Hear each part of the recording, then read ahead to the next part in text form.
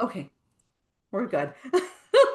Okay, so I'll try to give you new information or as much information as I can about the process that we've done and what's coming up. Okay, so back in February of this year, we started with a POCR revision work group. That was like our first phase of actually looking at the rubric and talking about updates. So, this work group that we created is made up of people from across the state. We do have some administrators, like we have a VPI, we have a VP of Student Services, we have some POCR leads, we have people from ASCCC, DECO. So it's quite a robust group of different people from across the state that make up this work group.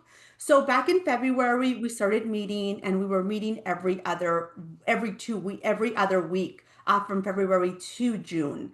Um, and that work group, what we did is we started looking at the rubric. We looked at the chancellor's guidance that they had given us to make the rubric revisions. And that's how we started making the revisions in the rubric. So we first focused on the chancellor's guidance, and then we went through and we just said, okay, what else needs to be revised in this rubric? I believe that in previous statewide norming sessions, we kind of asked questions of this group saying like, what kinds of things are you interested in seeing? So we took that into account also. I'm going to pause right there because I see Eric has his hand up. I was just going to say that. Yep. Yeah. Eric, do you have a question? Eric, you're muted, but your hand is up. Okay, I don't know if Maybe it's a yes. mistake. Okay, I'm going to continue. All right. So then after that, after June, we had a draft version of the revised rubric. Then we started with listening sessions. Our first listening session was at OTC. That was our DECO meeting, as well as we had a session in OTC. And then we did have a presentation for ASCCC, and we're continuing to do those listening sessions. We just had one the month of October. We had one in our CVC webinars. So those will continue. Then this past month in October, we had a rubric pilot group made of 32 POCR reviewers look at the draft version of the rubric. We're going to present more on that in just a little bit. But that work group looked at the rubric, they looked at different courses and gave us feedback. We also had last month, we had a meeting to talk about section 0, which is a new part of the rubric. It deals with course prep as well as accessibility. So we just had a focus group meeting just to talk about section 0, present what we have, and get feedback from that group. And that was really made up of reviewers. So probably a lot of people in this meeting attended either the rubric pilot group or were in that section 0 focus group. So that's the month of October. So this month in November, we're going to be doing a lot of data analysis from that POCR work group that just met last month. We're going to start looking at their feedback and disaggregating that information so that then the POCR revision work group is going to reconvene. And that's going to be like our phase 2 of making updates. So I'm envisioning that from December to February, March, that work group is going to start meeting again, probably every 2 weeks, to look at the feedback we got and make the final revisions in the rubric. So then, while that is happening, the CVC at one team, including Maria Elena and myself, we're going to continue creating resources for those updates. And resources are things like updating the online teaching and design course, updating the POCR training course, and also providing other resources that are needed for when the final version of the rubric is released. We plan on releasing the rubric and resources at OTC 2026. Um, and then our timeline has already shifted because it did look different like 2 weeks ago.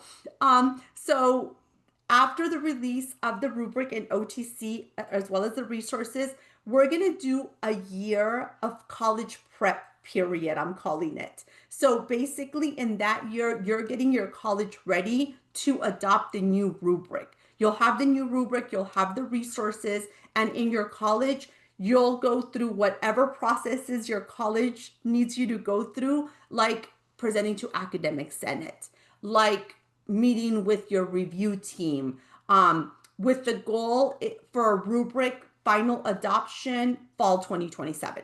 So that last piece truly is a shift from what I presented 2 weeks ago, because we did get feedback on that presentation that between OTC and fall 2026, there isn't enough time to adopt, because that was our original timeline. So we've made quite a shift to make sure that everybody has enough time to get ready to review what the new rubric is and put things into place at their college. Any questions in the chat, Maria Elena? Nope, We're good? nothing Okay. that is critical. Oh yes, there are actually, as you finished speaking, a couple more came in. So, Marian, we're going to only do a small sneak peek, which we'll get to a little bit later, but the full rubric won't be released until OTC. Because of ongoing revisions, because of further analysis and work group feedback, in order to come up with something that is the version, rather than just having these multiple versions floating around. So that's that answer. And then Cynthia asked, we can adopt sooner if we're prepared. So Sachi, you might want to answer that. Yeah. So yes, Cynthia, if you are ready to adopt sooner before the fall 2027, your college can adopt sooner. We just want to make sure that we give everyone enough time if that entire year is needed. Yeah. Okay. All right, then we are going to go ahead and continue with talking about the October POCR pilot overview.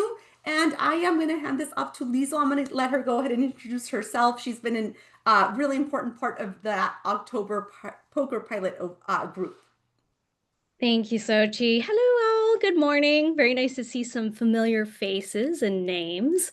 Yes, my name is Liesl, and I serve as the San Diego Community College District Instructional Design Supervisor, and I'm just here to assist in designing and developing the new rubric pilot, which we completed in October. And I have the pleasure of wading through the amazing and insightful feedback. Like, wow, there's a lot of brain work that's going on. It was very difficult to get this together. So kudos for everyone. And thank you for those that had joined us in our journey. So who participated? We had POCR reviewers from multiple colleges across the state. We came together in October, and we just wanted to kind of test out the new draft of the CVC course design rubric. So before we did any release, because it's an iterative process, right? So we were trying to look for what works well, what can we clarify, what kind of support do we need, and we designed the pilot using 2 different courses for testing. The first course is a course that was already aligned with the current, the old course design rubric, and it helped us see if the rubric still applies. And we also that also helped us develop a crosswalk so we can see, or we can show the reviewers and all folks, okay, what is the difference between the old rubric and the new rubric? The second type of course is a course that is not yet aligned, and that helped us identify what are some things that we can clarify, any of the steps that we need to clarify as well, and again, building those resource needs. So if anyone is familiar, we did have a companion course for the course design rubric. It's the one with the little baby at the front, if anyone remembers that. So we're just going to build on that. That resource is just going to keep going, and we'll make sure to add more examples. Next slide, please. All right. So the pilot results, a lot of great feedback. Okay. We did learn that the language does need to be refined for clarity. That could include terminology, instructional design terminology. What is the difference between course learning objectives versus module learning objectives, for example? And we really saw that it is super critical for us to have that companion course. And as right now we call it the POCR pilot review resources, but this tool was extremely valuable and it will continue to grow. We'll just build on it. We'll offer more examples, especially language. And can't stress enough, we heard you. Yes, words do matter. We're going to refine that language and make sure that we provide that support system, since there are some new elements that we'll be sneak peeking today, and making sure that we provide adaptable guides. So these are guides that will be able to provide, just capture the intention of what we're trying to do, and you can adapt it. The colleges can adapt it any way that they need. It's just a good starting point, right, for all of us. And definitely making sure that we have course exemplars, because again, there's new elements. So I think the more examples, the better. Mhm. All right, so next steps, we are wading through all of the great feedback. So thank you again. It's a very meticulous process. Want to make sure that every voice is heard and measured, and taking that feedback and essentially crafting. So doing another update to the rubric, and we'll be sure to share this information with our rubric revision work group, make those updates, and then really build that resource, that companion resource course, so that we have substantial supporting materials, adaptable guides, more professional learning opportunities, examples. So this will be created and also revised as well. So we're super excited. Thanks, Are there any Liesl. questions on the pilot or anything that Liesl mentioned? Okay, I'm not seeing anything in the chat. So what do we need to do now? The reality is the work that we're doing continues. Even though there's a revision process going on in the background, what we are doing right now is still super important and critical work in support of our faculty and our students. So what you should do now, and what review teams should continue to do now, is the current practice. So obviously continue using the current rubric as it's written. We need to continue our local POCR reviews.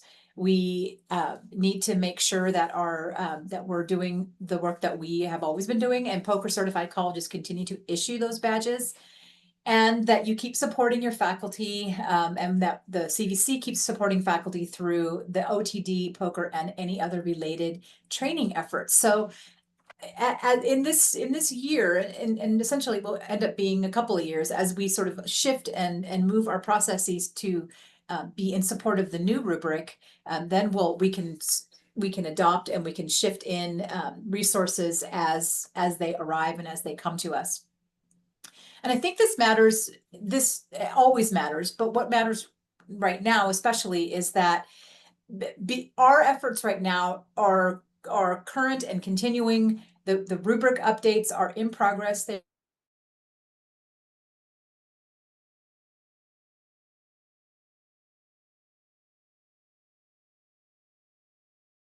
maintain consistency with the current badging process. So that's what we should do now, is basically just carry on and keep doing what we're doing. And as you know, after OTC, you can begin to think about making shifts, or if you're already shifting now, that's fine too. Okay, thanks. Sochi, I think Sochi will be answering questions. Is that right? Oh, In yeah. the chat? Yes, I can Okay. answer questions. All So, Then- Debbie asked, I answered it in the chat, but I'll Oh, answer it out perfect. loud. What happens with previously aligned courses? If a course has a badge currently, we will have a process for that course to keep the badge. So one of the things that we did with that pilot POCR work group last month was we asked them to kind of help us create a crosswalk to find what pieces are missing from a currently badged course based on the new rubric language. So we're going to create something like what we're envisioning is a sort of checklist. You know, does your currently badged course have these things in it? If it doesn't, then these are the things that will need to be added. So we will have some guidance for teams to have that. And I think that's the only question. Okay, so we'll go to the next slide. So this is kind of a continuation of what we were talking about in terms of the upcoming POCR updates and what to expect. So as we continue revising the rubric and developing those support resources that go along with it, you can expect things like a new reviewer training created, obviously. So the POCR review course will be updated to match the revised rubric. Existing reviewers, the vision is that they would just complete a short addendum training and not a full retrain.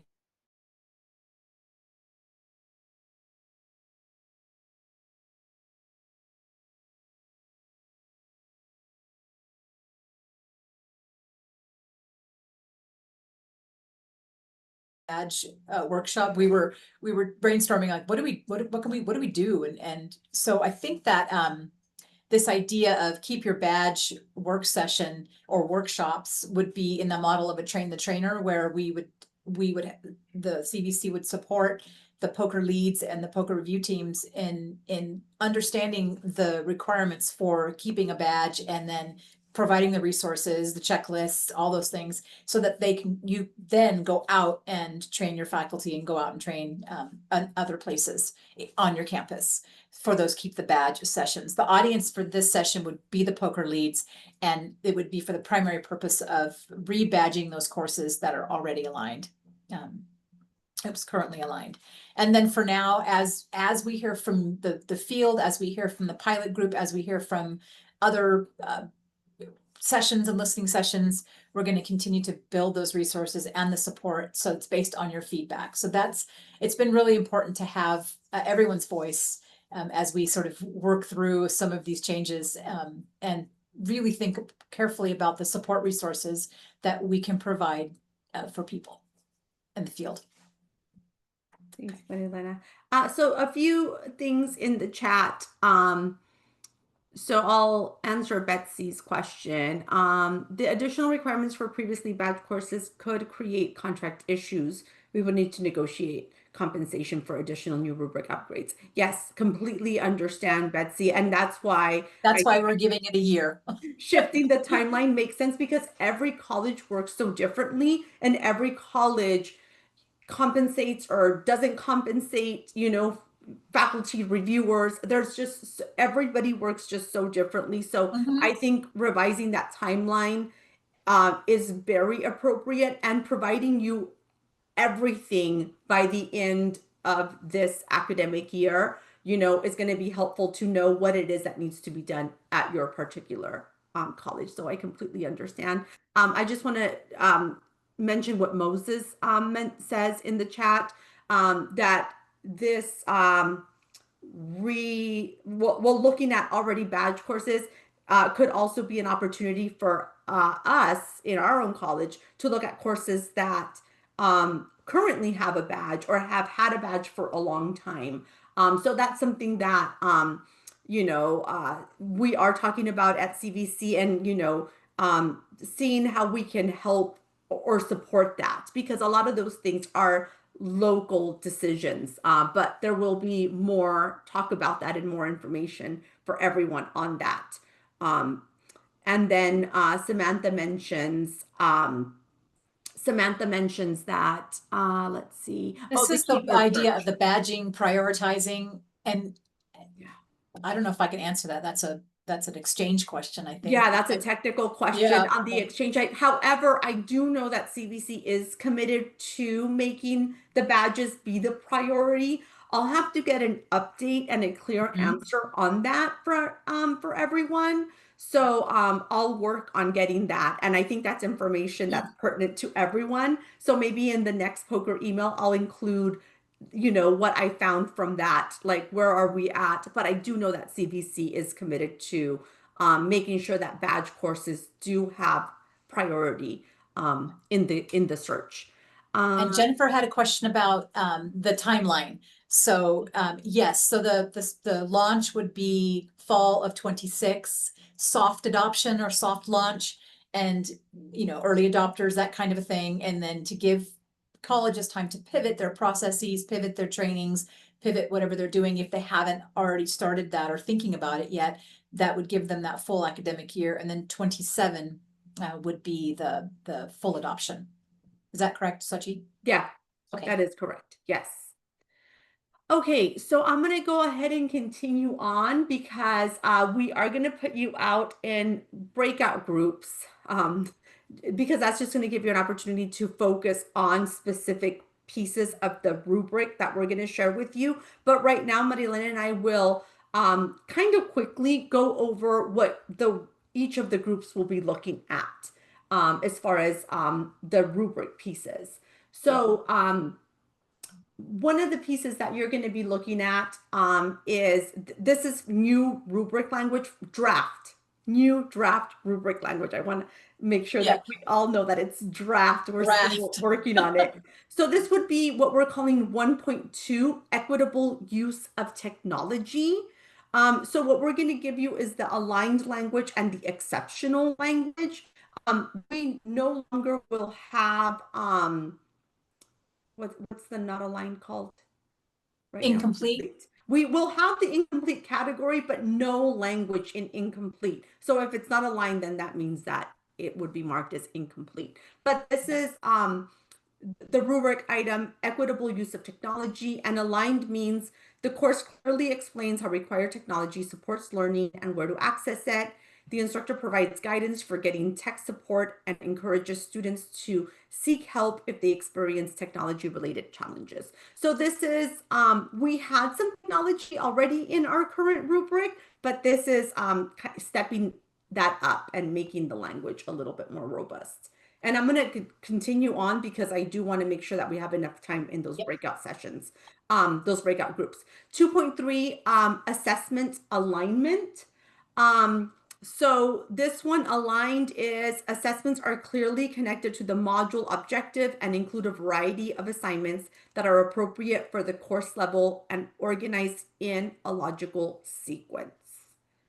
And then the next one is 3.4, facilitation of student interaction. Aligned is the course includes regular student-to-student interaction focused on course content. The instructor supports these interactions by guiding or extending them to help deepen learning. And then 4.1, assessments, variety and frequency. Is that me? Yes. No, not yet. It is me. Okay. No, it is you. All right. So in oops, wrong one. 4.1, assessments, variety and frequency. So aligned in this element means that the course uses a variety of formative and summative assessments that appear regularly throughout the term. These assessments give students multiple opportunities to check their understanding and receive timely feedback. Assessment design reflects universal design for learning by offering different ways for students to take in information, show what they know, and stay engaged. In exceptional category or an exceptional course, students are regularly given flexible options to show what they've learned. Assessments support higher order thinking, connect to real world situations, and promote inclusive, engaging learning experiences. One thing that I wanted to say briefly about this was, I don't know how many of you, and one of my other hats is curriculum chair. And so there are new Title V course outline of record requirements that explicitly call out equity, UDL, and accessibility, and assessments and alignment between course objectives and assessments. So I was sort of fascinated by, or I was actually pleased by the serendipity of like, oh wow, we were thinking in that way already. We're there in the online distance learning environment. We're there in many ways. So I was excited about that serendipity. All right, so the next one, Sochi, is critical reflection. And this is on the aligned, The course provides multiple opportunities for students to critically reflect on their learning and receive formative feedback from the instructor. The exceptional category is that critical reflection opportunities in the course help the students connect their effort to results, plan for improvement, and receive formative feedback from the instructor. So those are some sneak peekers there. And then the next slide. Are these examples updated? There's some couple of questions, Sochi. Are these samples updated since the October pilot? I do not believe so. No, we haven't done, Janet, we haven't done any updates. But the reason we picked these examples is because they were the ones that had almost like the most comments on them. We saw a trend because we did take a quick look at the high level overview. Yep. Yeah, so that's why we picked those, because these are the ones that we want you to take a look at further. So, and I also want to make a clarification, and I'll talk about this slide that I have up in just a bit. So you notice that the numbering is different, 1.2, 3.1, all of those. So I wanted to give you an overview of what each section is, and I should have had a slide on this. I apologize. Section 1 is called Policies and Support. Section 2, Course Structure. Section 3, Regular and Substantive Interaction. And section 4 is assessments. Thank you, Marilena. So those are the different sections. They're in the chat so that you can take a look at those, and that will hopefully make more sense when you get to your breakout groups, when you're looking at each of those elements that we just presented. So we are going to use Padlet, and I'll give you a QR code, and I'll drop the link, the Padlet link, in the chat as well. So these are the things that we want you to discuss. We want you to look at each group is going to have one of those rubric areas to focus on, and we want you to give us answers to these things. So we're looking for clarity. Is the language clear, basically? Does this rubric element make sense as it is written? If not, what specific improvements would you suggest?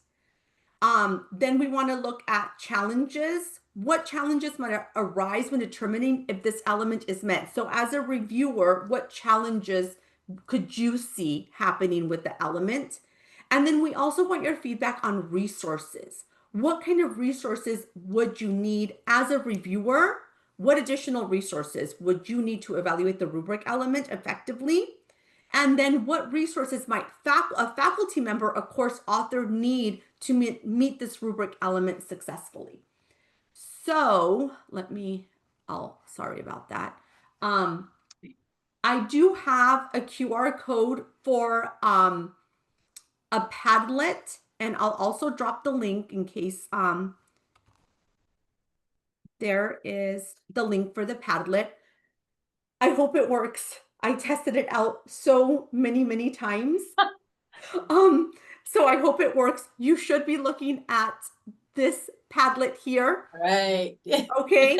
And what you're going to be doing is, depending on what group you're in, you're going to be adding your comments by clicking on the plus sign. I've put everything in this Padlet, including what we're looking for, what kind of feedback we're looking for. And then I also included the rubric language under each group. So if you're in group 3, you're going to be doing 2.3 assessment alignment, and so on and so forth. Are you guys able to get into that Padlet? Okay, I see a few nods. I'm seeing thumbs up. Good. Yes. Okay, good. Liesl, go ahead. Yeah, and also when you are in your breakout rooms, there is a little ask for help button. So if anyone has any questions, please let us know. Sochi and I and Maria Elena will be spirited away into your room shortly. Okay, Yes. So please use the ask for help button. We'll probably jump in one by one. We're going to give you some space, absolutely. But just going to check in once we get into those breakout rooms, make sure everyone has access to the Padlet and answer any questions. All right, we're going to give you about 30 minutes, then we'll bring you back and we'll do a little debrief and continue on. So we really want your feedback so that we could make those adjustments. All right, Liesel, if you want to open those up. Just let me set up countdown. We'll just set it up for 30 minutes. Whoops. One moment, please. Mhm. Here we go. All right. Here we go.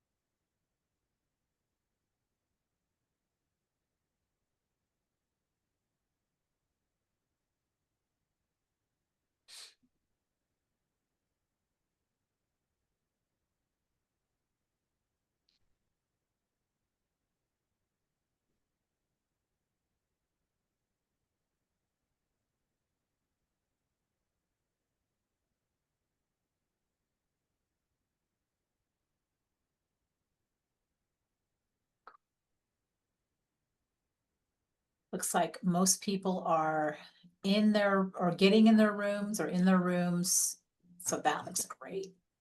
Yes. Nice, and they're all full too. That's crazy. It's a lot Yes. of people. It's good, good, good. I'm so glad I made 20 of them. I know you eyeballed it just perfectly.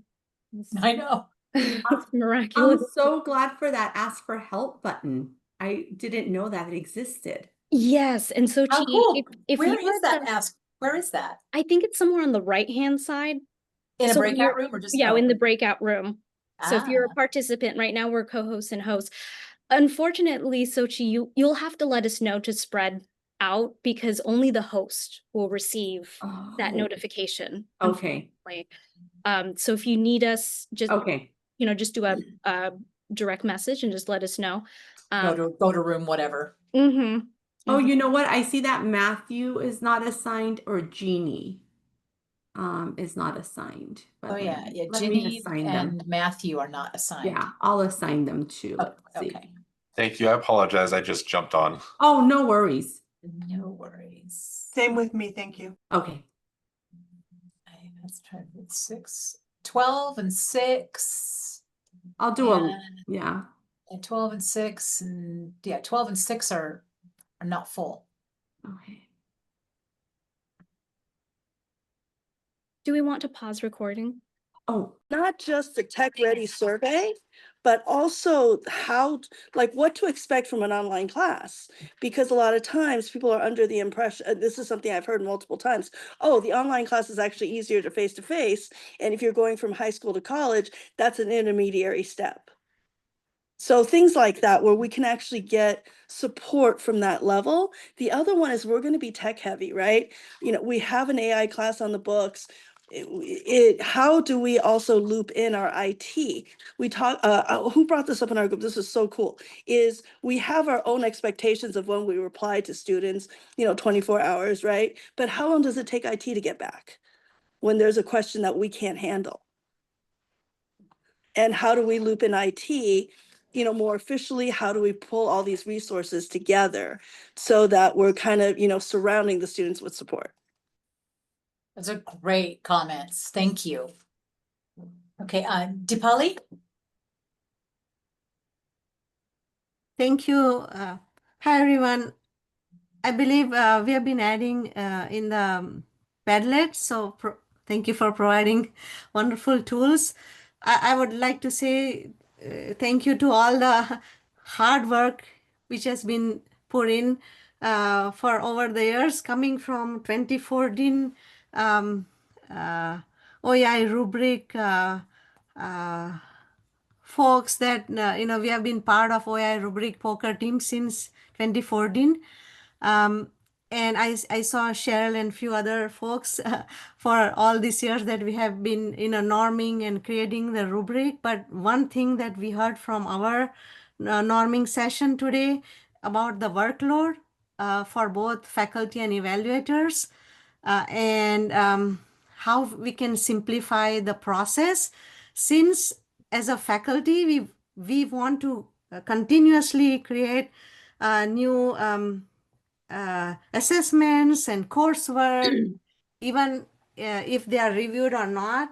And in AI world, how we can make this whole process very simple. So, we can create some guidelines, and I heard stipends are going to happen. And so leveraging technology, having accessibility imbibed in the Canvas, that would help all faculty no matter what. And I see there are 4 different rubric sections being developed. This is awesome. When we developed in 2014 and many other revisions that came along, this is awesome. I must say, team has done super awesome job. We have been there, done that before, but keep and this. Thank you for inviting everybody to share our views, because we have a lot to share.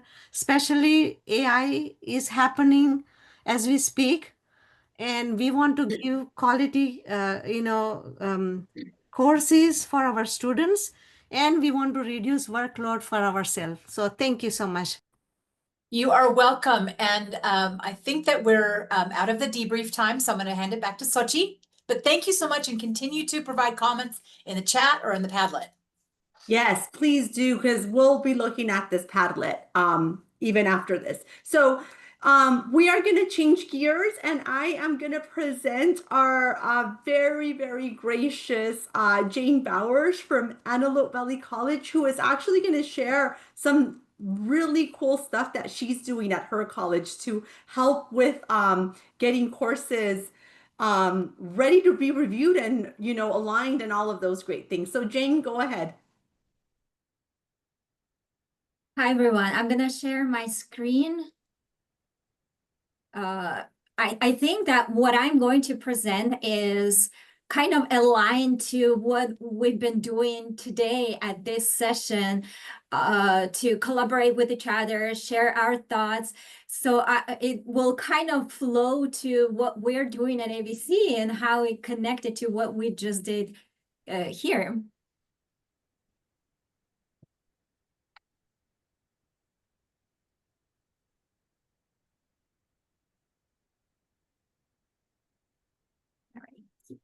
Can you see my presentation? Yes? Okay. All right. So what I'm gonna do in the sake of time, and I want to have a little bit of time to hear the input from everyone. I'm gonna skip a little bit the slides that I did before about the introduction of our college and tam. This is not the main point today. I'm POCR lead at my college, Antelope Valley College, and also faculty co-chair of Distance Education and Technology Committee, and I'm a math faculty. So our college, just very briefly, we're about 12 to 14.8 enrollment headcount. So it depends on the semester. Spring semester a little bit lower, fall semester a little bit higher, just so you have the idea how big our the size of our college. We started with the POCR initiative, and our college started in 2019. We had a small team. We had it in and out. So it wasn't structured. And then in 2021, 2022, we started more effort, more constructive efforts to create a team of people who actually certified and who want to stay on the review team. The team chose the POCR lead, we had 2 POCR co-leads, me and another person. And then last year, the other person stepped down, and I'm now the POCR lead for the team. We have about 12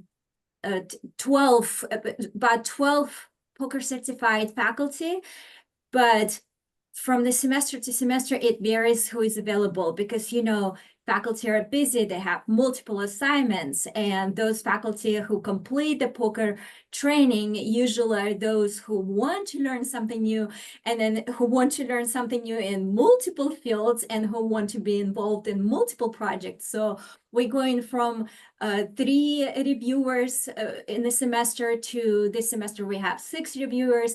2 reviewers just said they got involved in different projects, so we're down to 4 reviewers. 1 reviewer joined, so it's going to be back to 5 reviewers, and so on. We have 0 instructional designers. We do have a director of instructional, what is it called, online education and instructional support. But we don't have an accessibility specialist like other colleges have, or instructional designers. So basically, it's all on we have technical training and director of online education. They all handle questions from faculty on the course design, on accessibility, on everything.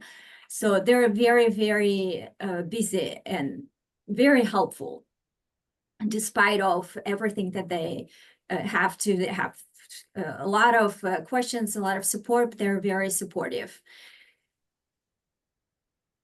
So how we do our course review process is I would contact faculty who identify that actually we're just working on the courses that were submitted 2 years ago. We had a year and a half gap due to funding issue and so on. I'm pretty sure that a lot of colleges can relate to this issue.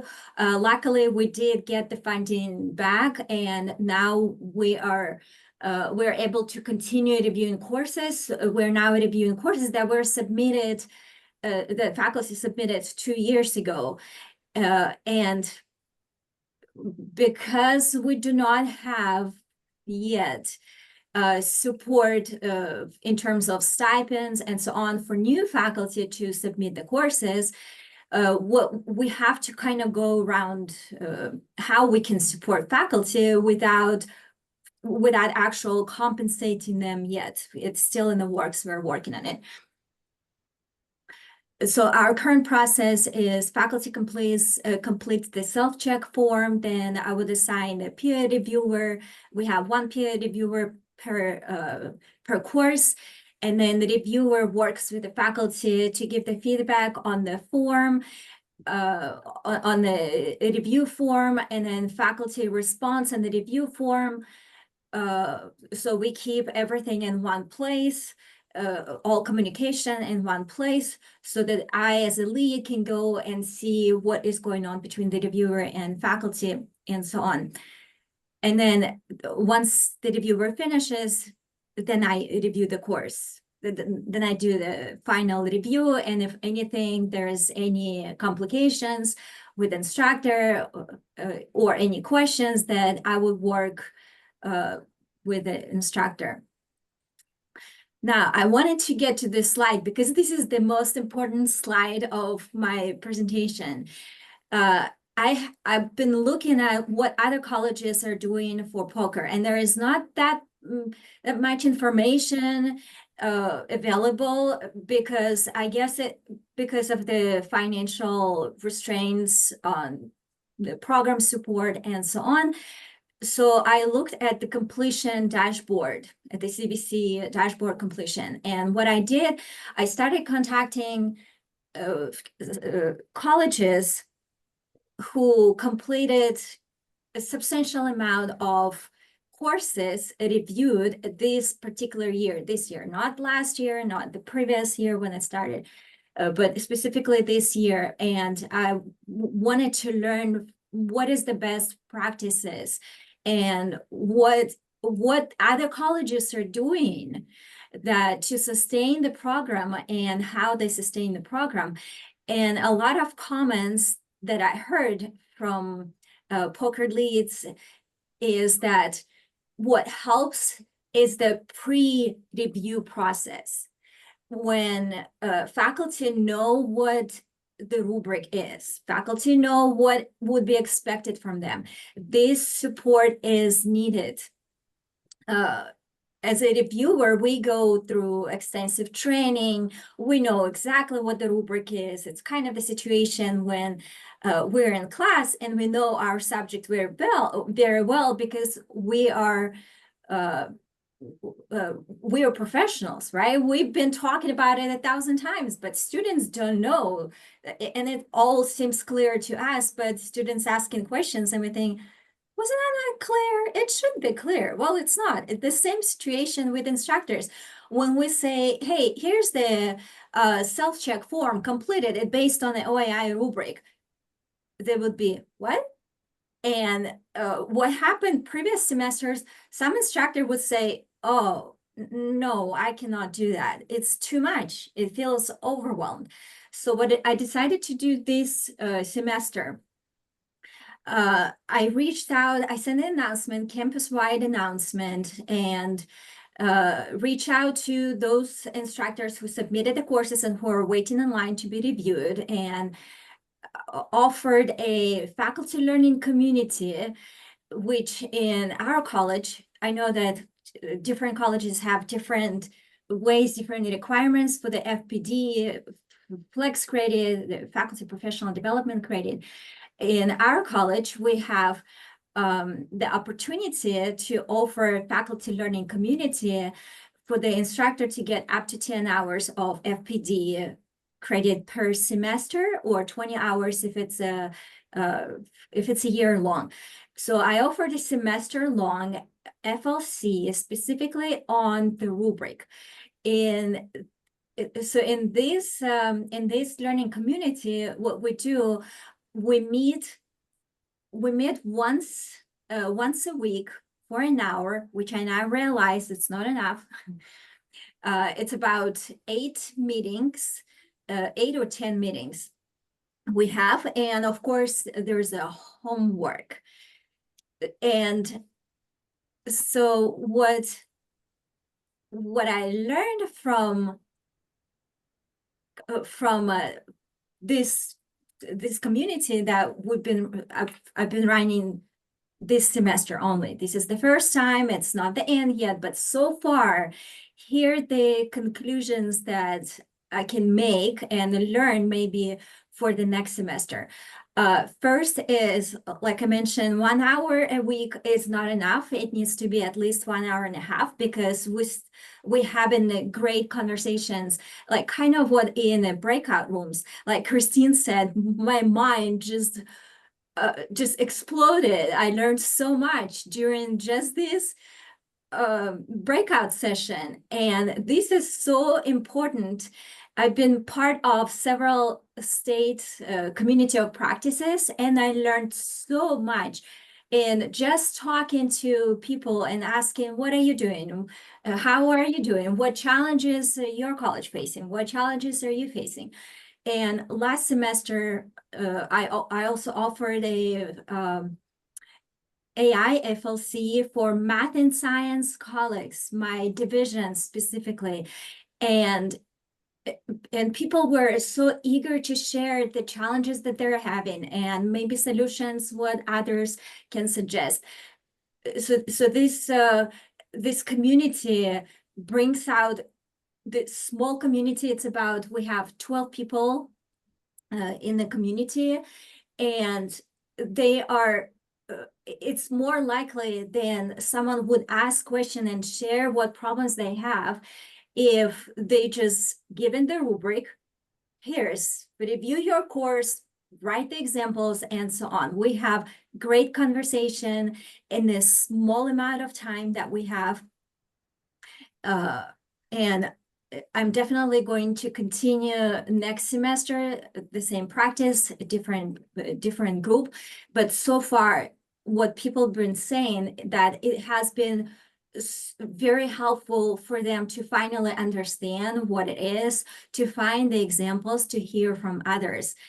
And the challenges that we are facing, of course, limited funding. We don't have support for instructors. We have the viewers compensation, but not for instructors. So we're working with our administration to bring out the importance of continue this program.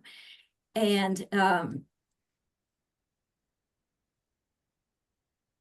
so what I would like to hear is also how other colleges approaching this. I think it's important to share for us and so we can bring the awareness to our administration and get the support that faculty needs. I think I'm out of time. Jane, thank you so much. We will stay on to answer questions, ask questions for Jane. I just want to make sure that for those of you that have to leave, just the last few things I wanted to say was the survey that Maria Elena dropped in, and then I dropped in the dates for the spring 2026 poker training. If you're a poker lead, you will get an email with the registration links as well as those dates emailed to you in a few days. But if you don't get it by next week, you can send me a message because we know those emails are not great sometimes. So anyhow, if you have a moment and have questions for us or for Jane, we'll stay on. I want to be respectful of everyone's time, though. I did say 11:30, and we got right to the very end. Thank you, everyone. But if you have a question for Jane, there is something on the chat from Ingrid. I'm going to go ahead and open up for questions for Jane. But if you have to log off, thank you so much for being here. And Jane, Ingrid had a question about the recordings. Are recordings of open discussions avoided to preserve privacy? We do not record our FLC sessions because of that reason, because I want it to be open space, open and safe space. What happens in FLC stays in FLC. Yeah. Love that. That's the reason I do not. That's what we do too. Just wanted to confirm that. Yeah, we don't record our discussions. Yeah. Thanks for all your great work, Jane. I really appreciated your comments about targeted networking. I kept thinking that. I'm like, really just being strategic about who we network with and where we ask questions and how we ask questions, getting that information. I really appreciated that approach. That was really, really cool. Took lots of notes. All right. Any questions from anyone else for Jane or for me or Maria Elena or Liesel? She's still here. No? Oh, Lisa is here. Yes, she's still yes. here. Norma, go ahead. You're muted. You're muted, Norma. Uh-huh. Hi. So yeah, I just want to say thank you so much. And at the same time, as I'm part of Jane's team at AVC, and it's amazing. It's amazing the communities that she's created around poker. Thanks, Norma. Yay, Thanks for that's adding awesome. that. That is. Margarita? Hi. So I am just wondering because we keep facing the same issue year after year, which is the funding and the fact that the poker model is very difficult to scale just because it is based at the section level, not even on the instructor level. And therefore, it requires an enormous amount of resources and time.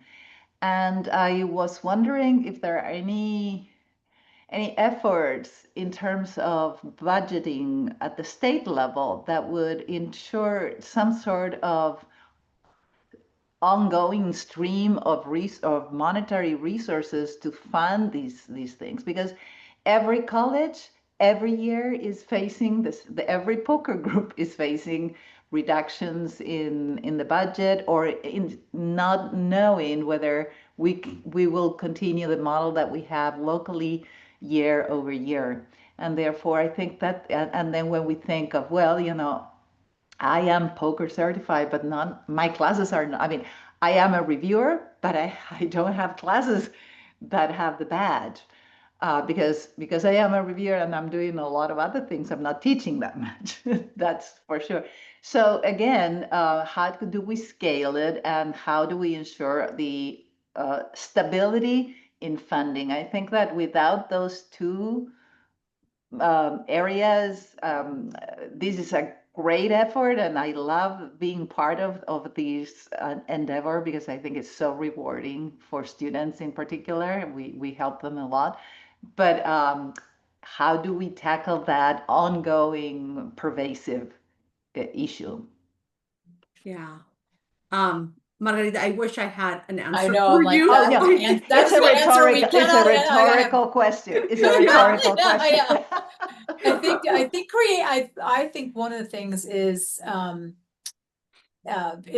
try to just be as creative as you can with your funding sources. You know, to see how your braided streams can come together, different pots of money, different, I mean, I have a very small allocation. We are a very small campus, and I'm the one woman show also. But and every year, I have no idea where the funding source is coming from, but it always gets braided because it's a very set amount, and we have a very limited number of courses that will pull through, that we will even advertise for. Like, okay, maybe five instructors per year max, or something like that, because we just don't have the people to handle that. So I think you have to just, and then it's like, okay, I have no idea where the money's coming from, but it's come from somewhere, because I have a commitment from our administration to fund it. So they search high and low, and I stay out of that conversation. So I just say, well, if I have the people, you say you had the money, so let's do this. So and that's not an answer. It's certainly not a sustainable answer. And I hope that we can continue to have these statewide advocacy sessions where we talk about things like this. And as I've been saying, from like my very first ever poker meeting, I'm like, hello, we need regional support for accessibility. We need roaming accessibility, you know, regional, we have guided pathways, regional coordinators. Why don't we have accessibility support specialists that are regional, who we can contact, who we can support us? I mean, I've been saying that for a number of years now, and hopefully maybe we'll gain some traction around that idea with new course requirement, COR requirements, with new, with all kinds of these new requirements coming directly from the chancellor's office that are putting the burden back onto faculty to address UDL equity. It's not a burden, it's putting the responsibility back into the actual course outline of record. So I find that that's going to be an interesting, for me, that's an interesting development. Thank you. Yes, maybe that is the triggering that we need in terms of, you know, the legislation is here, the Vision 2030 focuses on accessibility, and maybe we can tackle it from that angle. Yeah, thanks, Margarita. Leslie, go ahead. Yeah, so we were able to give stipends to people when we had HERF money during the pandemic. And so it was sort of this double-edged sword, because once that money ended, people were like, well, if you're not going to pay me, I'm not going to do it. So before, we had 3 of us doing it. So of our courses, you know, that are approved, 3 are mine, 3 are one other person. And we did it because we're competitive in nature. It's like, oh yeah, my class was the first, you know, to get approved. But once the money ended, everyone was like, well, yeah, I've got a course that's ready, but why should I do it? Put in hundreds of hours developing a course for free. So and I've gone to every committee a human being can go to begging for money, and so far coming up empty. So, I mean, the only thing I have been able to do just on my own, because it was fun, was I developed my PlayLab app to evaluate courses. So at least people can have a little preliminary idea of where they stand. But to get through the whole process with no budget, no instructional designer, no accessibility specialist, yeah. So I'm a poker lead that's over a paused process. Yeah. But, you know, there's always hope. Yeah, definitely. All right. Well, on that note, Oh, wait, we have Moses. Just a question, because I think this isn't the right context, but I think other people might be wondering if they've had a chance to look at the adoptable courses. Where is that conversation going to happen? Because I have thoughts and I want to share them. Um, and they're not necessarily the most positive thoughts, in some respects. Are you talking about plug and play, The Moses? plug and play. Thank you. Okay, That's yeah. the phrase. It had been talked Yeah. about as adoptable like 2 years ago. No, That that's stuck in my okay. head. Yeah. No worries. Yeah, So that's it's not in okay. this, it's not in this conversation. I'll tell you that. Exactly. Yeah, no, I just wanted that It's was not like here right before now. we go, No. is that going to happen? And No, perhaps thank you, Moses. I appreciate that. And I think it is something that does have to happen. I will just say, one of the things, because, CVC and Marilyn and I were very much part of that project. We are looking at refining it. We are getting, but we need to have a space for, to have more conversations and, the good, the bad, and the ugly. But we all know. Yeah, there's good in there too, to be sure, Right. but there's definitely some critical thought, and I'm going to be asking disciplinary faculty at El Camino to actually get us like their discipline perspective on it too, in terms of Yeah. those who are not necessarily poker certified, but who are like high quality within their discipline. So Yeah. So I'll take that feedback back to Garrick at CVC, and we'll see. And Moses, I'll probably be reaching out to you so we can talk some more and figure out how to look at it and expand. And as we revise that project, make sure that it is being revised intentionally so that there's more adaptability. Okay. Great. Well, I will go ahead and end our meeting here. Thank you again so very much for those of you that are still here. I really hope that the conversations were productive and inspiring, and I'm really excited to read all of the feedback. And I'm sure I will see you before this, but if not, we will see you in April. I hope you all have a great winter season. And yeah, talk to you all soon.